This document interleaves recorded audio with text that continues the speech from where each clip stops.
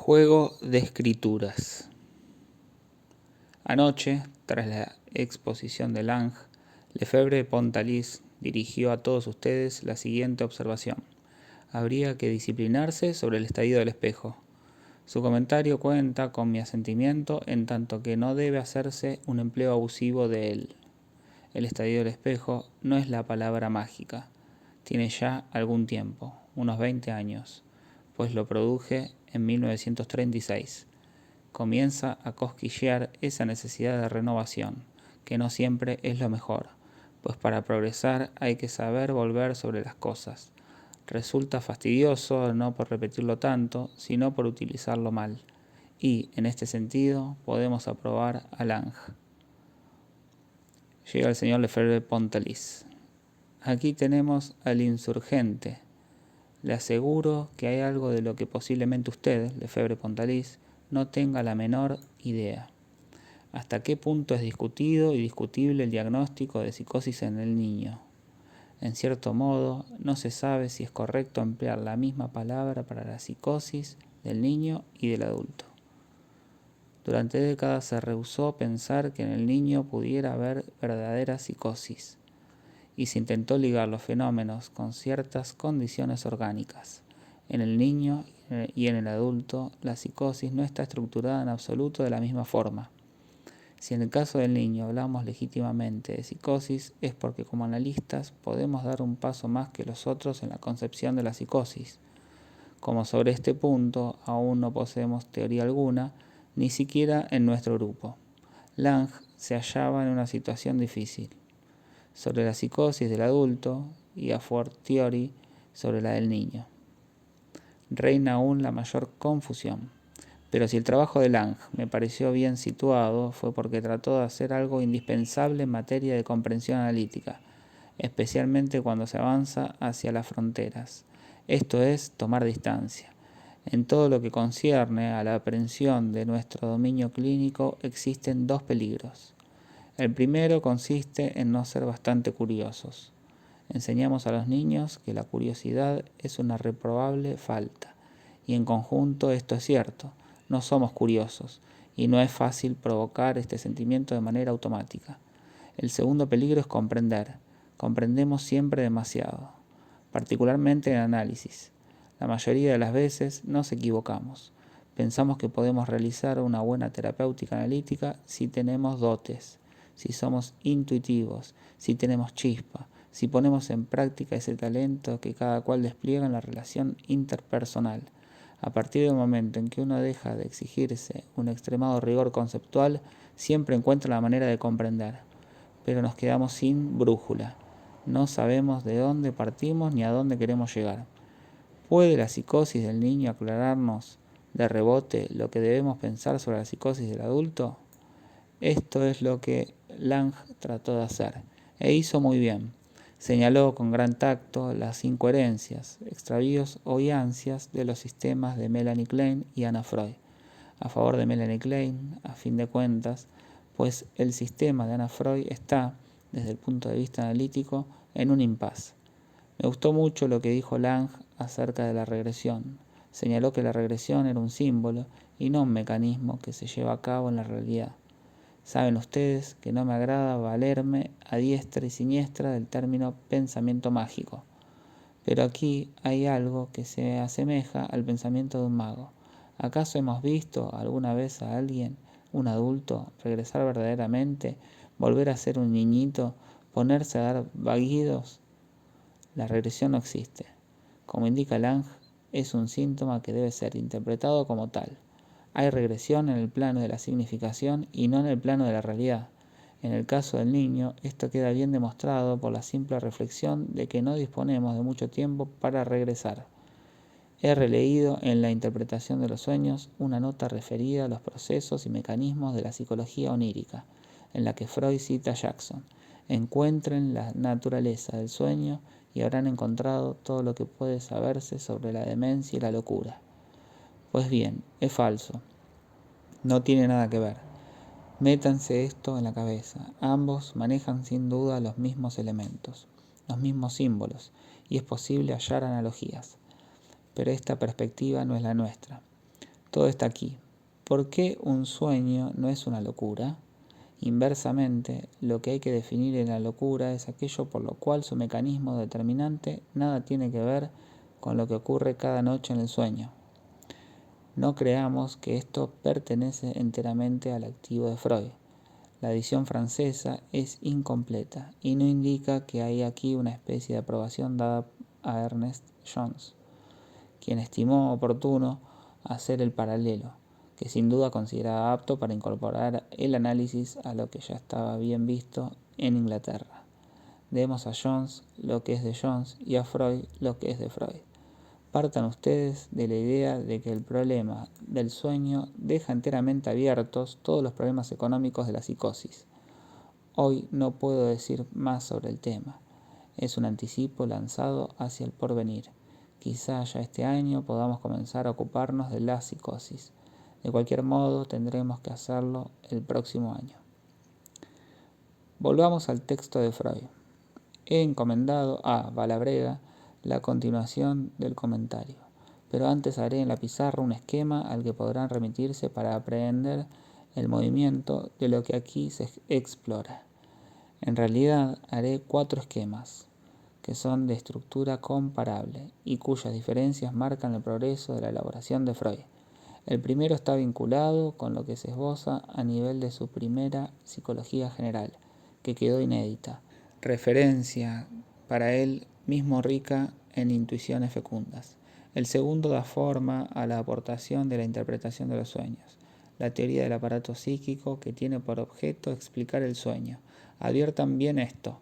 Después de haber dado todos los elementos de la interpretación del sueño, todavía le faltaba situar a éste como función psíquica.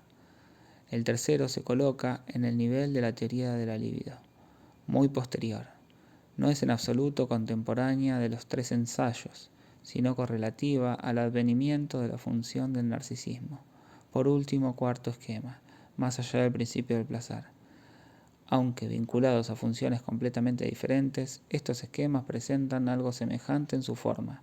En efecto, se trata siempre de un esquema del campo analítico.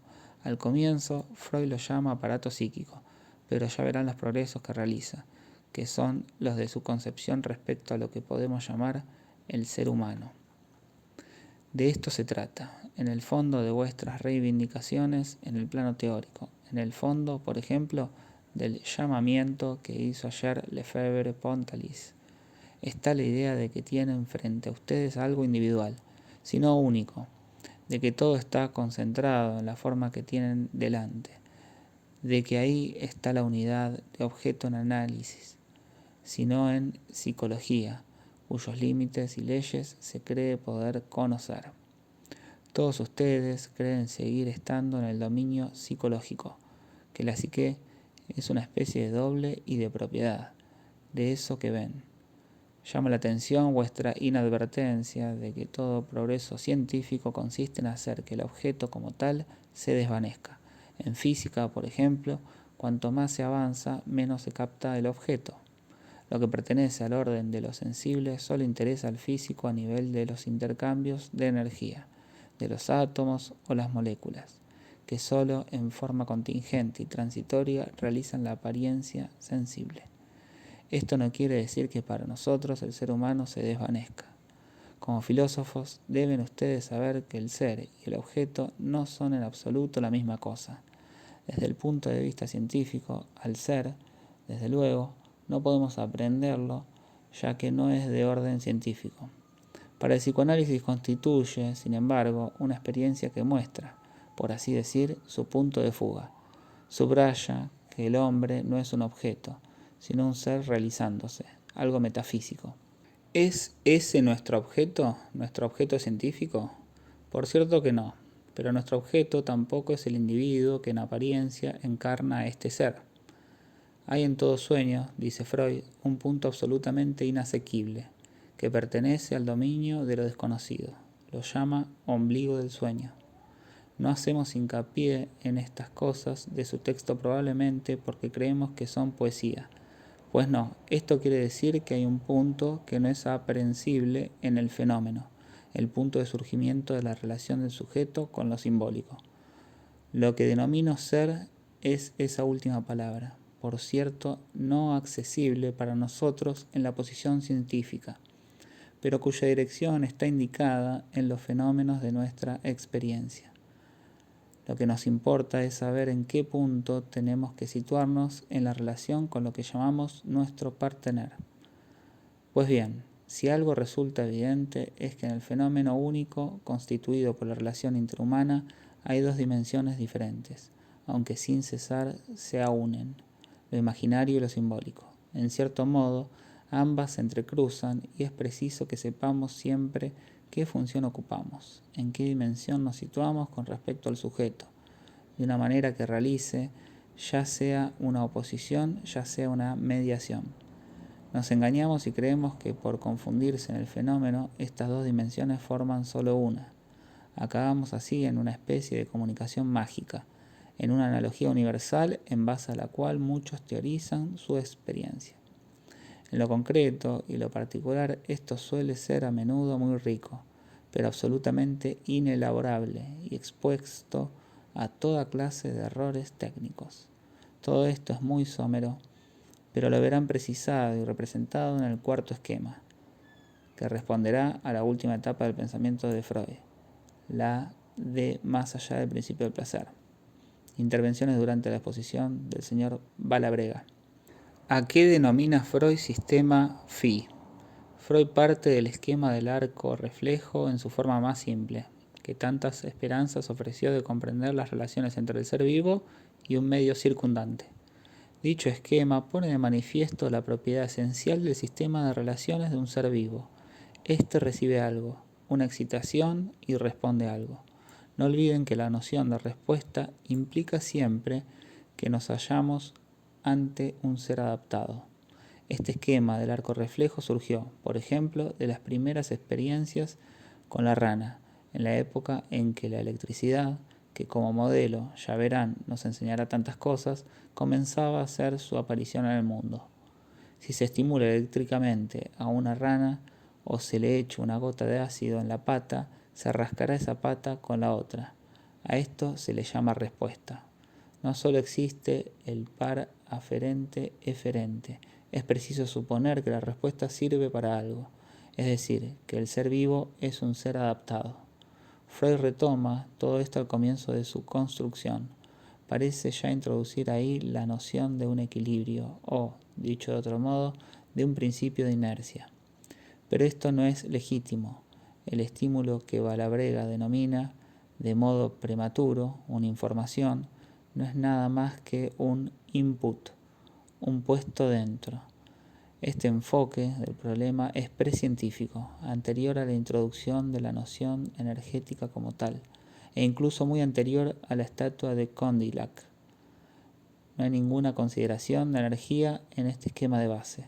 Solo cuando Freud tome en cuenta que lo que sucede en el sistema phi debe ser eficaz en el sistema psi, intervendrá la noción de un aporte de energía. Solo entonces puntualizará Freud que el sistema psi tiene que ver con las incitaciones internas, es decir, con las necesidades. ¿Qué son las necesidades? Las necesidades son algo efectivamente vinculado al organismo y que se distingue muy bien del deseo. Deploraba anoche Lange el que se siga confundiendo deseo con necesidad, y en efecto no son en absoluto lo mismo. El need expresa de qué modo el sistema, que es un sistema particular del organismo, entra en juego en la homeostasis total de éste. Por lo tanto, aquí interviene necesariamente la noción de constancia energética, que emerge ya aquí en la obra de Freud, transversalmente entre psi, que experimenta algo del interior del organismo, y phi, que produce algo que tiene relación con sus necesidades. Freud considera que hay equivalencia energética.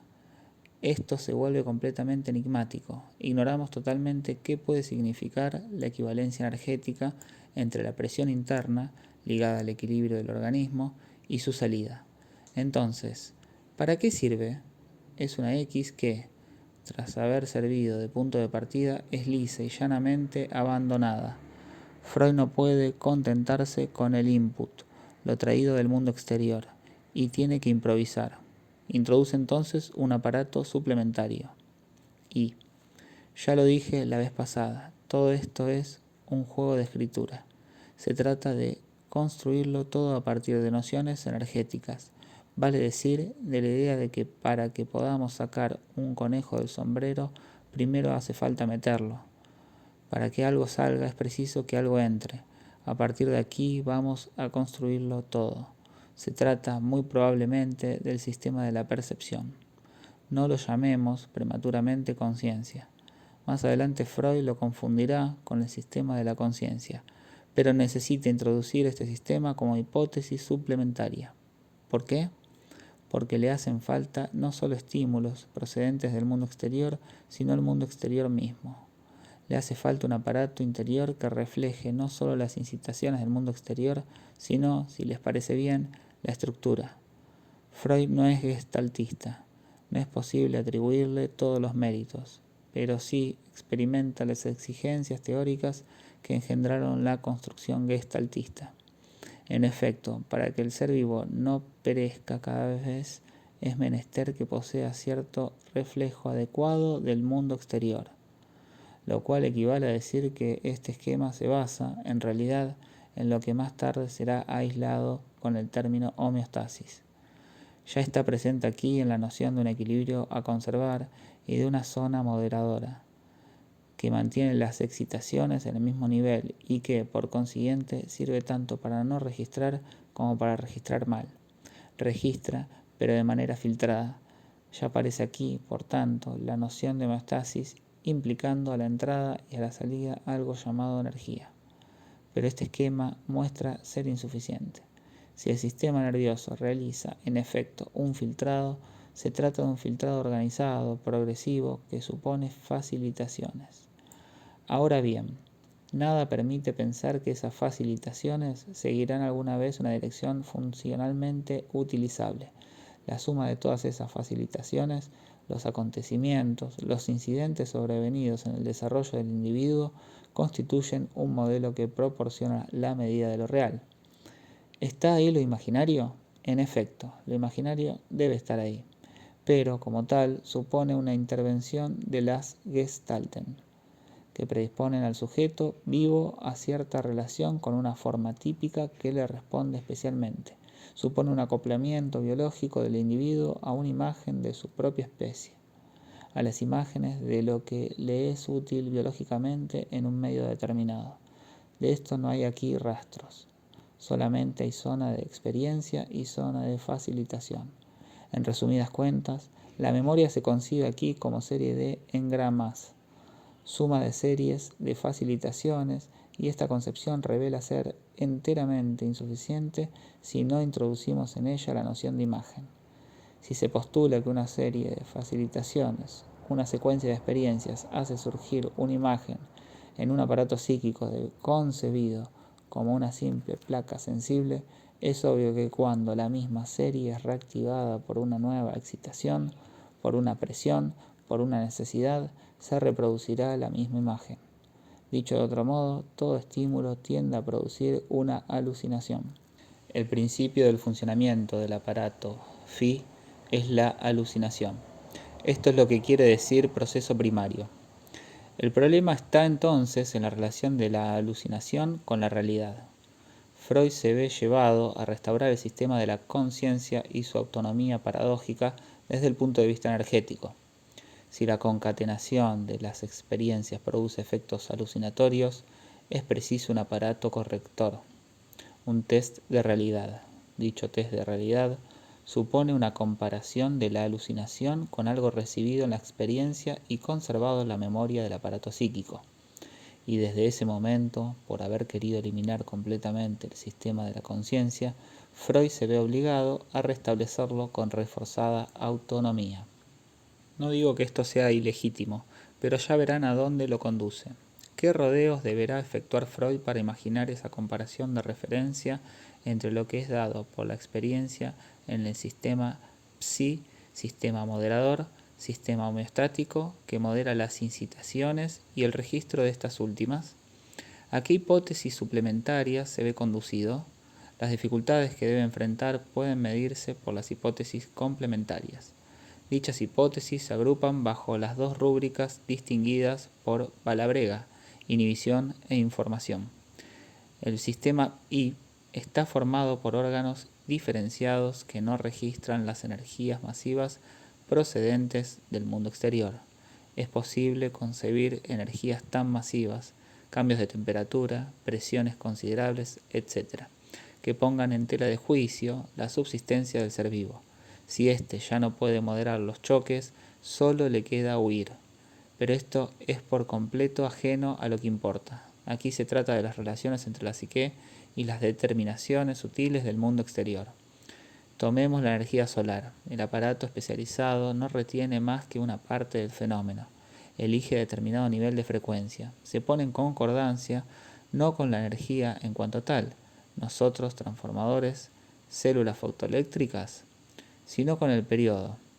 Un ojo, cuando recibe la luz, retiene mucha menos energía que una hoja verde, la cual con esa misma luz hace toda clase de cosas. Freud se ve conducido, pues, a identificar la cualidad en un aparato especializado, lo que implica el eclipsamiento casi completo de todo aporte de energía. Pueden advertir ustedes que la noción de una descarga solamente perceptiva responde, a nivel de este aparato, a una simple necesidad de simetría. Freud tiene que admitir que también aquí hay cierta constancia de energía, y que lo que es incorporado debe reaparecer en algún lado. Pero el acento recae en que entre la excitación y la descarga hay un mínimo de energía desplazada. ¿Por qué?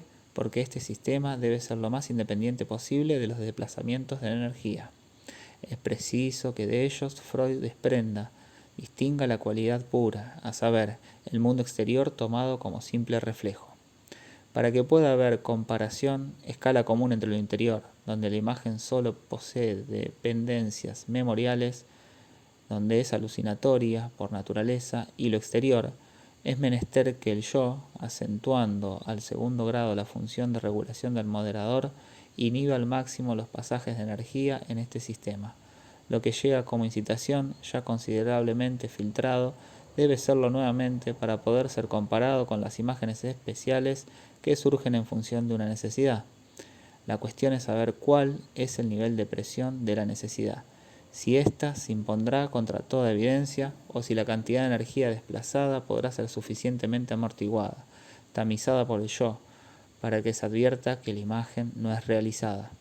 En otros términos, pensando, conforme a la tradición, que a partir del reflejo poco a poco se acabaría deduciendo toda la escala: percepción, memoria, pensamiento, ideas. Freud se ve inducido a construir una conciencia-percepción entificada en un sistema, lo cual no es del todo absurdo. Es cierto que este sistema diferenciado existe, tenemos nociones de él y hasta podemos situarlo en alguna aproximación. Este sistema distingue en el aparato psíquico dos zonas: una zona de imaginación, memoria o, mejor aún, alucinación memorial, en relación con un sistema perceptual especializado como tal.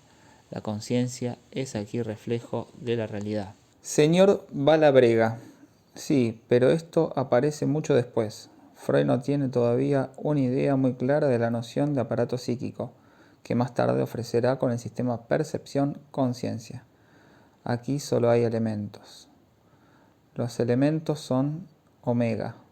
Señor Balabrega, no lo concibe como lo que más tarde llama aparatos psíquicos. Por el contrario, creo que los aparatos como tales ya están ahí. Si no los distinguiera como aparatos, ¿por qué los llamaría psi, phi y omega? Señor Balabrega, más adelante va a distinguir dos elementos fundamentales en el propio sistema, psi, y de allí surgirá el aparato psíquico.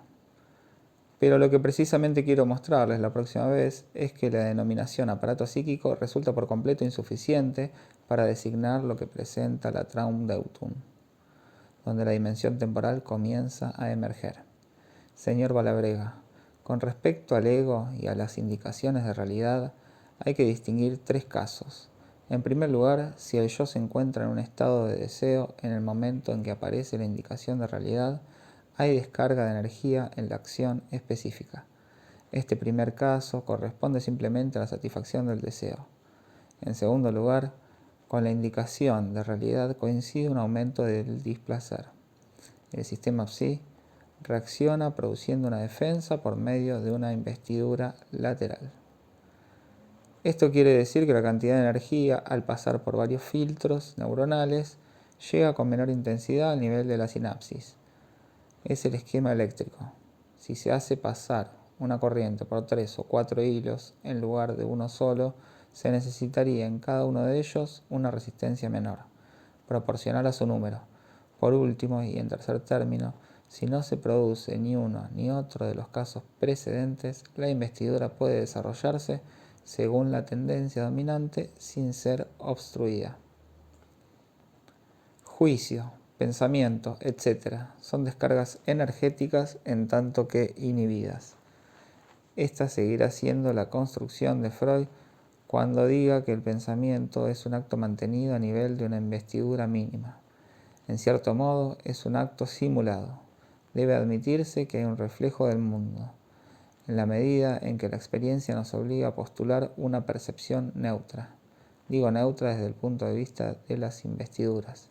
Vale decir, una percepción que tiene investiduras mínimas. Si la psicología animal ha hecho progresos, fue por haber puesto de relieve en el mundo, en el Umwelt del animal, líneas de fuerza, configuraciones que para él son puntos de llamada preformados, que corresponden a sus necesidades. Esto es a lo que también se denomina su Innenwelt, la estructura ligada a la conservación de su forma. En efecto, no basta con hablar de homeostasis energética. Las necesidades de un cangrejo no son las de un conejo, y el uno no se interesa por las mismas cosas que el otro. Pero póngase a explorar el campo de percepción de un conejo, un cangrejo o un pájaro. Propongan a una rata, a una gallina, algo que le es eminentemente deseable, el alimento, el objeto que satisface una de sus necesidades, y pongan sistemáticamente en correlación ese objeto con una forma o un color. Es increíble la cantidad de cosas que una gallina y hasta un cangrejo son capaces de percibir, ya sea por medio de sentidos homólogos a los nuestros, la vista, el oído, o de aparatos que tienen todo el aspecto de aparatos sensoriales sin que podamos atribuirles un correspondiente antropomórfico. El caso del saltamonte, por ejemplo. De cualquier modo, pueden ustedes advertir que el campo sensorial que se encuentra a disposición de un determinado animal se halla marcadamente extendido en comparación con lo que interviene de manera electiva como estructurante de su Umwelt. Dicho de otro modo, no hay simplemente coaptación del Innenwelt con el Umwelt, estructuración preformada del mundo exterior en función de las necesidades. Cada animal tiene una zona de conciencia. Decimos conciencia en cuanto que hay recepción del mundo exterior en un sistema sensorial, mucho más amplia de lo que podemos estructurar como respuestas preformadas a sus necesidades pivots. En cierto sentido, esto corresponde precisamente a lo que este esquema nos presenta como capa sensible generalizada. El hombre tiene, en efecto, muchas más informaciones sobre la realidad que las que adquiere por la simple pulsación de su experiencia, pero le falta lo que denomino vías preformadas. El hombre parte absolutamente de nada. Es preciso que aprenda que la madera arde y que no hay que arrojarse al vacío. No es cierto que el hombre tenga que aprender todo eso, pero ¿qué sabe de nacimiento? Es ambiguo. Probablemente lo aprende, pero por otras vías que el animal. Tiene ya cierta orientación, cierto conocimiento, connaissance, en el sentido de Claudel, conocimiento, connaissance, de la realidad, que no es otra cosa que las Gestalten de la teoría freudiana, sino una exigencia de la psicología animal. Hay un aparato de registro neutro que constituye un reflejo del mundo, sea que, como Freud, lo llamemos consciente o no. En el hombre, empero, esto se presenta con el relieve particular que denominamos conciencia, en la medida en que entra en juego la función imaginaria del yo. El hombre adquiere la visión de ese reflejo desde el punto de vista del otro. Es otro para él mismo. Esto es lo que produce la ilusión de que la conciencia es transparente a sí misma. En el reflejo no estamos. Para percibir el reflejo estamos en la conciencia del otro. Como pueden comprobar, el esquema racional del aparato psíquico propuesto por Freud no está elaborado. Y esto es lo ingrato que presenta nuestro discurso de hoy. Se trata del primer aleteo de Freud. Todo es al mismo tiempo grosero, ambiguo y en ciertos aspectos redundante. Sin embargo, llegará a ser fecundo. La noción de equivalencia, por ejemplo, es aquí bastarda. Hay necesidades, dice Freud, y estas necesidades impulsan al ser humano a reacciones destinadas a satisfacerlas. Pues bien, lejos de ser vitalista, lejos de introducírsela por la fuerza en un esquema pseudo-mecanicista, esta noción es, en realidad, energética. Al comienzo hay una cantidad de energía neuronal. La conjunción de esta concepción con la experiencia del sueño producirá, como verán, una sorprendente evolución del esquema. Sin embargo, todo esto les parece estéril y arcaico, pero para nosotros se trata de aprender lo que en este esquema anuncia el futuro y obliga a la concepción de Freud a evolucionar. No es cierto, como pretende hacernos creer Chris, que Freud haya pasado del pensamiento mecanicista al pensamiento psicológico. Grosera oposición que nada significa. Freud no abandonó su esquema después. Lo elaboró en su teoría del sueño, sin marcar, sin siquiera sentir las diferencias, y dio entonces un paso decisivo que nos introduce en el campo psicoanalítico como tal. No hay conversión de Freud a un pensamiento organo-psicológico. Es siempre el mismo pensamiento que continúa. Podría decirse que su metafísica no cambia, sino que Freud completa su esquema haciendo entrar en él una cosa muy diferente, la noción de información. Sepan dejar en suspenso el pensamiento sobre momentos ingratos y no olviden que son estos los primeros momentos de un pensamiento creador, cuyo desarrollo conduce mucho más allá.